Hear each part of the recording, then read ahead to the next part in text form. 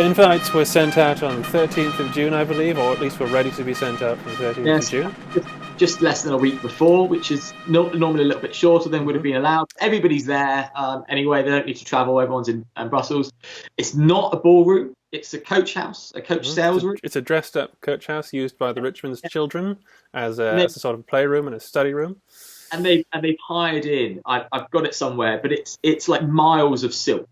For the wallpaper. Chandeliers. Yes, she's having to hire in chandeliers because it's just a plainish room.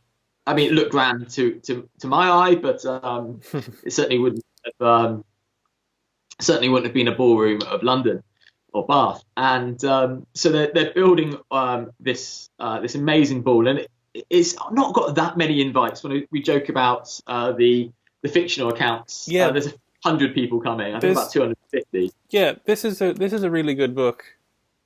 This is like considered, I think, obviously because of the name, currently the ultimate kind of book on the Duchess of Richmond's ball by David Milley, and it includes the lists because there are several guest lists that we know of, and these aren't the original guest lists. This is the reported guest lists from people who were there. And he talks about roughly over 200, somewhere over 250 something invites, half of which were to army offices. And it was a fairly good turnout. Wasn't bad. I think it was fairly typical for... Nobody knew that it was going to be the last ball before the war. No. So it was going to be a great affair. You've got two dukes. Three if you count Brunswick. Three if you count Brunswick, actually. I definitely would. So 3 Brunswick. You've also got the Prince of Orange. And so you've kind of, most people are going to be attending, but there's also going to be some quite junior officers, and that's where the romanticism kind of comes in of these men who are going to be fighting on the front line the next day. Which they do and do not know, because running through that week, things in Brussels are starting to get a little tenser, because they do know Napoleon's on the frontier. It's now of common knowledge. Everyone decides they're going to go. Mm-hmm. Some of the senior generals decide that they're going to wait. Even on the very day of the ball, that morning when Sir Charles Stuart's plate is being hauled in by his loaned footman to the Richmond House, as that's happening, Lord Hill. Now I don't know whether it's Arthur Hill or Rowland Hill, but this Hill comes to visit for breakfast, and they ask him, is the army moving to the frontier? Because it's not whether Napoleon's invading, but are you going to attack Napoleon tomorrow? And they ask him, and he says there's no truth in it whatsoever. No truth in it whatsoever. Then at 3 p.m, news arrives at Wellington's headquarters on the 15th of June, 3 p.m. roughly, that the Prussians have been attacked. I believe it's General Muffling that tells him. Yes, it is. So that's the first indication that something's amuck here. No need to change any plans yet. Wellington's going to eat dinner, go to the ball. Uxbridge is the same. General Alava is going to have dinner with the Quartermaster General, William Howe de Lancey. Just a note, it's worth putting in because General de Alava is just a fantastic character in history. I like it because I know he lived at Apsley House for a while, and he got free access to the Duke's bank account. But at this point, he's the official Spanish witness of the campaign, because we don't have the Spanish army there. But why I also love him really is because he was a Spanish captain at Trafalgar fighting against Nelson. So he's going to witness these two climactic battles of land and sea, but from two different perspectives. He's an absolutely fascinating guy, and I wish there were more books about him, actually, in English. Every time you get to mention Miguel de Alava, somebody who witnessed both these battles, it's worth bringing up.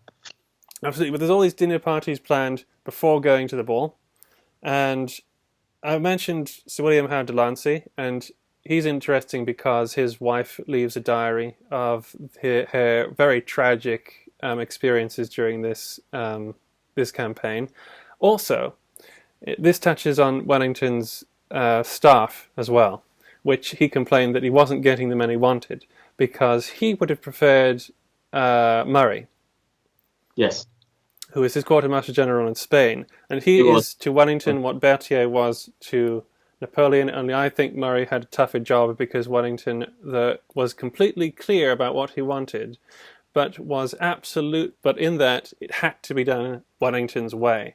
It could be interpreted for Murray. It was done. I want it done A to Z, and that is how it's going to be.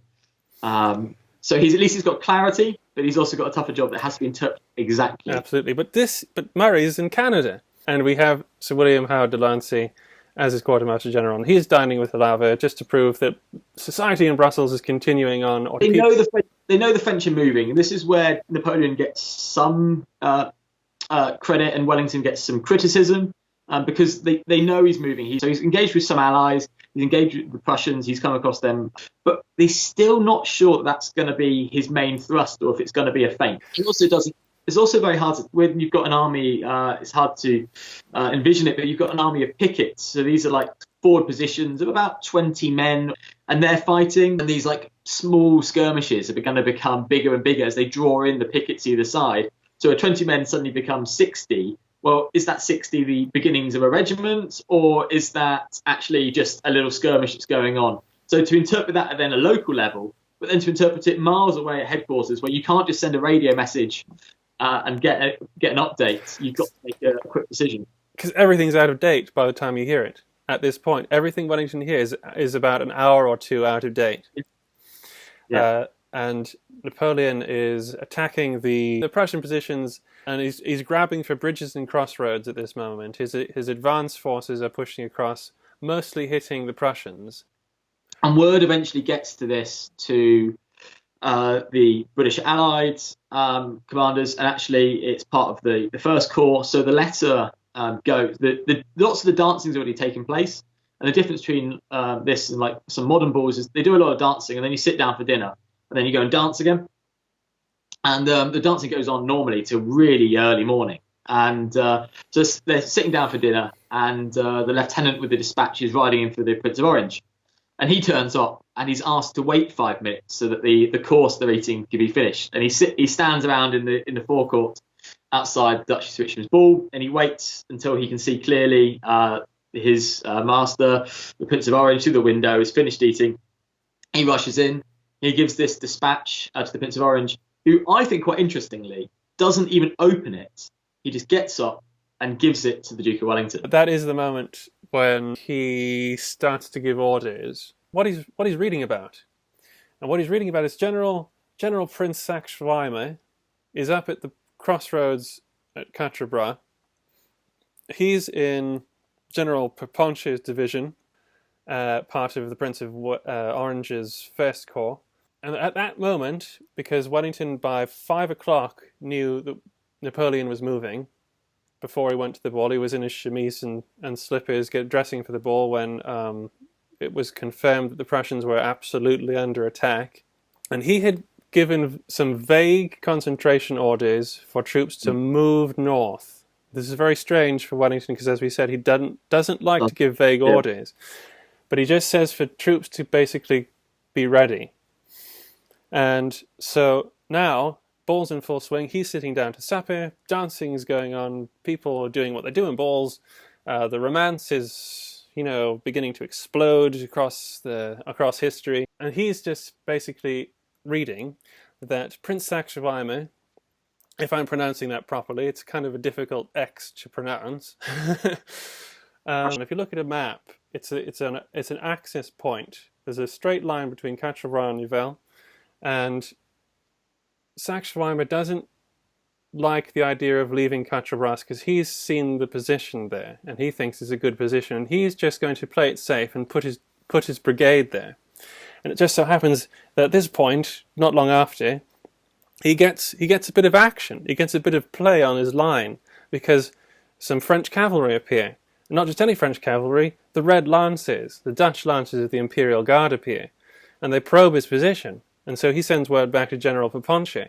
And General Perponcher goes, "Hold on there, I'm going to come to you." And he goes, you're not going to have Red Lancers where there's not something important. Exactly. So General Perponcher moves his whole division up towards Quatre Bras. sending runners to Orange's chief of staff, the reputable Baron Constant Rebecque, who gives absolute concentration orders for his immediate forces on Quatre Bras. He should probably get more credit than he's normally given, that he's had to deal with the Prince of Orange, and is a very capable commander, Rebecque. He's at Braine-le-Comte, and it's a funny story that ties into the Richmond saga of the Battle of Waterloo. One of their many sons, I believe Lord March, he's an ADC to the Prince of Orange. He's not the ADC who gives the message that you're talking about. I think that's another chap called Webster or something, or Weber or something like that. And there's been alarms all week, basically, and he's been called to headquarters every day almost at Braine-le-Comte, First Corps headquarters at Braine-le-Comte every day. And so it was becoming a farce to say goodbye to him. And so they would all kiss him goodbye, and then all just sort of look at each other and say, well, we'll see him this evening, won't we? And he had gone off that morning, and they had made the same joke. But then things start to go a bit haywire.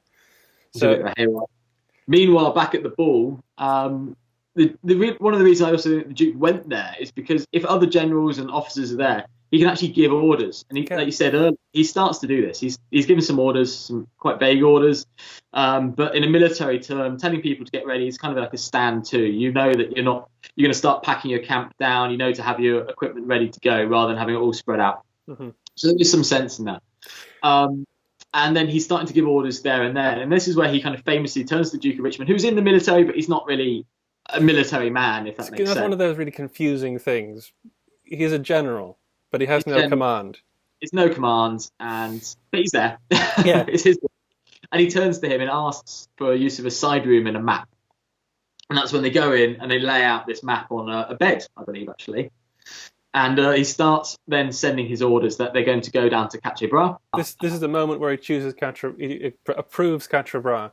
He says that Waterloo, he would have said that Mont Saint-Jean, near Waterloo in the woods, is going to be their second point. Mm-hmm. And now, with Mont Saint-Jean, this is what we were talking about online the other day, is I just love the fact that he's seen that position himself from Coach about 6 months previously. He's also read that near the chateau of Papelotte, that the Duke of Marlborough had his headquarters there for a couple of weeks. 1730. And Marlborough wrote that it would be the only good defensible spots between France and Belgium because the land is so flat, that when you stand on Mont Saint-Jean, even on the top of the Lions Mound, it doesn't feel like a big ridge. But then you look around you and there is just no major features. The topography is flat. So that one small ridge is basically all you've got. And Wellington, we know, has got such a brilliant eye for the land from years in India, Flanders, Portugal and Spain, that he knows that ridge is just worth something. He can sight guns, but he can also get his reverse slope tactics and get his men behind it. He can use the ground. And he famously puts his thumbnail into Mont Saint-Jean and the Duke of Richmond circle. This is why it's such a great moment for novelists and even for historians who want to tell the story, because it happens at a ball for a start. So you have ready-made drama, and then Napoleon's got the drop on him, and so he's found out absolutely this is happening. He goes into that back room and he goes, according to the Duke of Richmond, just outright. They spread the map on the bed or the table or whatever it was, and he goes and he just outright goes, Napoleon has humbugged me, by God. Just ready-made drama, and I believe this story comes absolutely from the Duke of Richmond. Yes, yeah, he hears it. He's there in that side room, and I believe it's a bedroom, and he puts the map out.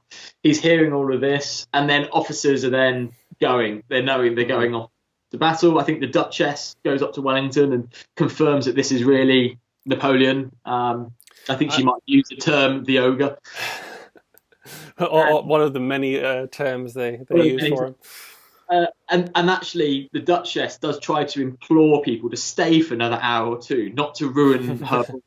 And she's basically there at the door saying, "No, please, just one more dance." No, Yeah. and Let, and let, Wellington's giving orders now. It's getting pretty rapid that he needs to leave. let's mention the sort of the course of the ball for a second there, because there's an interesting bit actually in it where it starts off. I don't know if they started dancing before this or not, but they started off with a display of Highland dancing, didn't they? Dancing because the Duchess's father founded one of the regiments. It's the fourth Duke of Gordon who raised the Gordon one. Highlanders. Yeah, what were at then the 100th foot and became the 92nd Gordon Highlanders, and they provided her with a bunch of sergeants and a pipe band, led by a venerable Peninsular veteran called Pipe Major Cameron. And he led these guys in, and they did a display of a sword dance, display of Highland dancing, famous Highland dance. Yes, and what's really interesting is that, like in the movies and the TV series Belgravia, all these references are made to the Duke of Gordon, who raised the regiment in 1790 something, I think, so 1794. And actually, her mother, Duchess Jane, fourth Duchess of Gordon, helped her husband immensely to raise the regiment. She was actually a huge fan of all things Highland. It's the music and the dancing and everything like that. And actually, Charlotte, Duchess of Richmond, was quite close with her mother. And Duchess Jane is very famous because she went out recruiting. She put on a red jacket and a feather bonnet, rode around her estates, and apparently, I don't know if this is true, it sounds a bit dodgy to me, but apparently, to get guys to join up, she put a shilling in her mouth. And she told what we hope were young, fit men to take it with their teeth. But whatever. Yeah. Rather being at the bottom of a pint of ale. Yeah. You get it from the lips of a duchess. I think that when she was planning this ball and she said, "I'm going to put on display of Highland dancing," because that's something her mother would have done. And so the dancing begins, the supper begins, and then everything goes to pot. And the ball is certainly not finished. She's there imploring people to stay another hour, but alas, they can't. And that's where there's some fantastic paintings of soldiers leaving, and there's the kind of lovers' embrace, and the officers would have been leaving with their silk stockings and dancing pumps on, rather than the longer true trousers and their boots. So they weren't practically dressed. And I do believe that at the Battle of Quatre Bras, which is the next morning, they found some of the officers actually had died, still wearing their silk stockings and dancing pumps. I believe so. Yeah. Think about how lucky any officer who was late coming. I think there was actually an officer of the 95th Rifles who was late. It was one of the famous ones who left a diary. It was either Kincaid or Surtees or something like that. And he was on his way there, and somebody stopped him and said, "I think we're going to be marching tonight." And he just turned around and went back to his billet. But because at the ball, at this point, Wellington actually had arrived quite late. He came in the middle of it.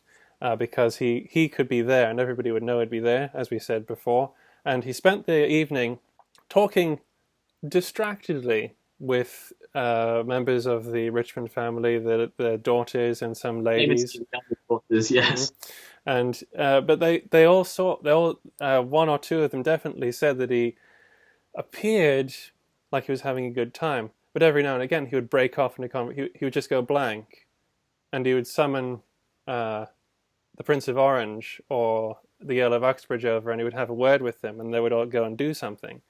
And this was his state during the entire thing, although apparently some Belgian guests said they wanted to strangle him because apparently he wasn't showing proper concern for the situation that was apparently happening, because people were leaving. And that's a lovely thing about the Duke, where you've got these kind of two sides to him in society, where he's come from a relatively minor Anglo-Irish aristocracy, and the military man. They're kind of balancing those two on the precipice of war in society, like high society. Let's say the Prince of Orange and the Duke of Richmond, and they're trying to balance that whilst furiously trying to think. Oh, actually, you can just see that's a really good thought I've just had. I'm listening to Georgiana and another young Lennox. daughter. She's Lady Lennox, and someone's talking to me, and actually I'm not thinking. I'm suddenly thinking about the Belgian border and my disposition of brigades. Uh-huh. And there's tons of great stories about the way the ball ends. One of them is that the Duke of Brunswick is playing with a little boy up at its supper, and he hears that they're leaving to go to war, and he just drops the kid on the ground and rushes off, boasting about all the brave things he's going to do. The Earl of Uxbridge was apparently so disappointed at the haste that officers were leaving the ball that he made an announcement saying that all officers obliged to ladies would finish their dances and then leave. Handsome Henry, as he was known, loved to dance. Good old. For my friends who I know who love to go to these reenactment balls, it's because the ladies had a dance card of everyone they were promised to dance with, and they had to kind of tick them off, and you wouldn't want to leave them blank.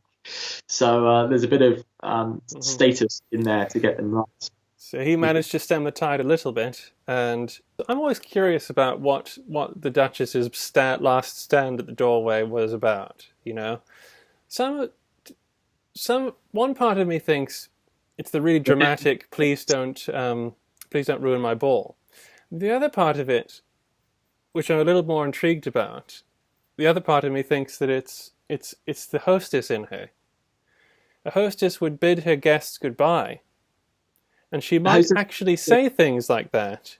You've got to remember when they're talking about not being ruinable, when Major Percy arrives in St. James's a couple of weeks later with the good news, the same's going on with the Prince Regent, and the lady who's hired the club that evening didn't want the ball to be disturbed with the good news of Waterloo. So I think actually it's kind of having their thunder stolen. It is probably, yes.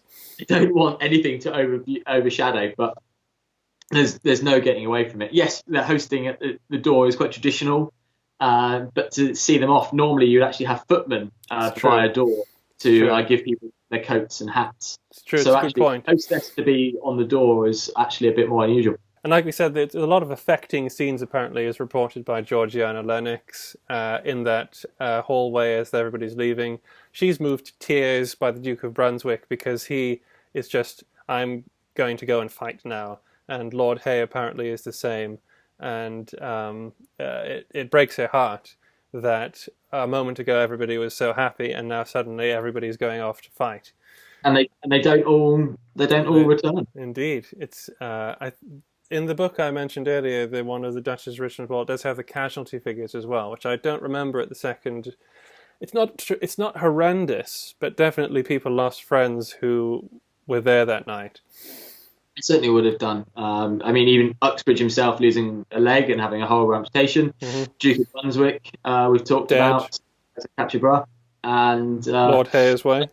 Lord Hay. I don't think Delancey was there. No, because that's the other part of the night, isn't it? Because that's the staff work of the night. He left Alava's place and went back to his house. Was kept going by strong green tea by his wife as they routed the army on its way. They've only recently been married as well, so he's got quite a sad ending. Yes, it is. And then you've got lots of Wellington's ADCs, aides-de-camps there. And I think he had roughly 26, I read, different numbers, because some of them are unofficial. Yeah. And only one of them, only Captain, then later Major Percy, survives unscathed. So it's high casualty rates. I think we'll have to come on to that, Josh, just looking at time. We will. So, next week we'll definitely get into the battles next week, and we'll just, I guess, leave it with a brief word about the TV depictions a little. Have you seen Belgravia? Yeah, I was thinking of Belgravia. You've got Vanity Fair, and then obviously the famous 1970 depiction between a few others. Never mind Sharp's Waterloo. Sharp's the man who brings the dispatch in. Not Lieutenant Webster. So yes, I have seen Belgravia, and actually I like the fact that they got that obviously the Duke of Richmond laying the map out scene in there as well. Yes, they got a few things okay in the scene, but I would say on the whole, I actually made a list because I was watching it and I'm thinking, nope. It's better than most depictions. It's not bad, no, yeah. Yeah, that, I was pleased that it told the story accurately enough. And I forget the I actor's think name who depicts Wellington was young Sherlock Holmes in that series, but he was actually in a Sharp as well. In Sharp's enemy is the rocket troop commander. was he. There's nice little links through. There is a nice little link. It's just those. If taken as a simple thread, it does tell the story properly. But whenever I see something that does it, I think it just could have done it better. And obviously, the series is not about Waterloo, so they have to condense it. But They do that, and then it skips to like 50 years later. Slightly less interesting because I know the Duke. I'm looking at the data. I was like, oh, the Duke's only got like another year or two left to live. So my interest is waning now. And but I think on the whole, I think it's hard not to prefer the 1970s ball. The ballroom itself is not very accurate. They do mention in Belgravia that it is a coach room, which is quite nice. They do. That in there. I'm not sure if they exaggerate slightly how long ago it was is a coach room, because I think the guy moved out of it longer than they suggested. But the Christopher Plummer walking in with the Highland dancing. Yes. You can't beat Christopher Plummer as Wellington, I'm afraid. I can't. It's all the depictions. I'm thinking of 4 or 5 major ones. Plummer becomes closest. After that, I quite like David Troughton, who's in the first 2 episodes of Sharp. Yes, I do as well. Yes. Rage. He's got a nice intensity. It is the intensity, and Hugh Fraser, not too friendly. Hugh Fraser looks like him more because Troughton is too dark. But you're quite warm to Hugh Fraser. Yeah. And so I admire Wellington. I know that he wouldn't have been best friends with Sharp. It's just not. No.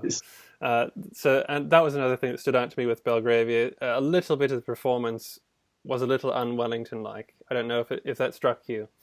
Possibly a bit warm. Yeah. Yes. And I also don't know why they always dress him in his full dress uniform for the Duchess of Richmond's ball. He's always in his full dress. Except in the 1970s one. Where he prefers being in his frock coats. With his, I think he knew something was up, so I think he probably dressed normally. I haven't read anywhere what he was wearing. I've never seen a description either. I just get the impression that since he only wore his uniform for reviews and I think normally audiences and things. Yeah, I don't think he probably wore his uniform for private parties. And as we've said before, the Duchess of Richmond's ball was an ordinary private party, essentially, that actually went terribly wrong, but went down in history as now a bookmark in history, the most famous ball.